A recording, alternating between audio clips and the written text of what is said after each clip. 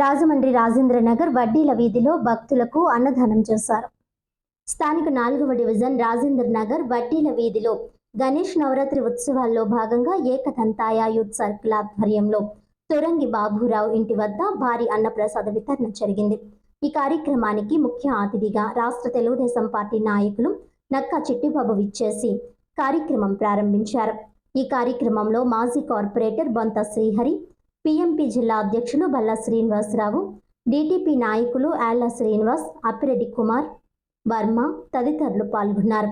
ఈ కార్యక్రమంలో కమిటీ సభ్యులు తురంగి లోవరాజు, బాబురావు, కప్పల మహాలక్ష్మి, రాంబాబు, మహమ్మద్ రఫీ, సతీష్, జయసూర్య, స్వరూప్, రోహిత్, విష్ణు అధిక సంఖ్యలో పాల్గొన్నారు.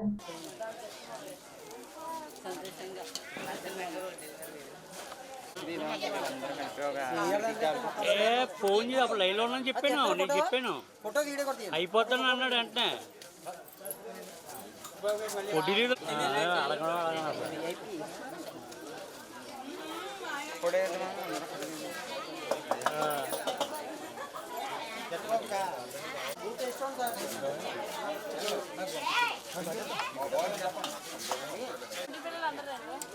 రండి ఫోటో తీద్దాం, రండి అయిపోయింది అలా చూడు బాబు అలా ఈయన అయిపోతుంది కానీ మోసమే పడతాను ఎవరు